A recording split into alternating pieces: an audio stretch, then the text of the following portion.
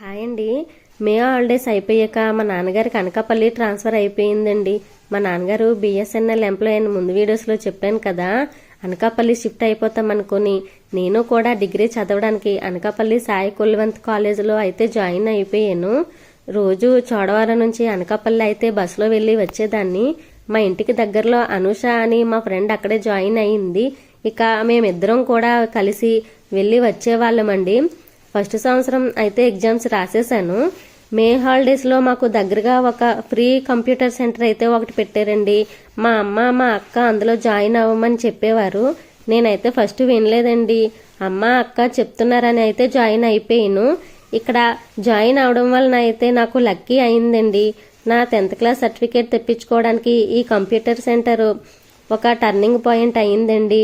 మరి ఏంటి ఆ టర్నింగ్ పాయింట్ తర్వాత వీడియోలో అయితే చెప్తానండి. Bye bye.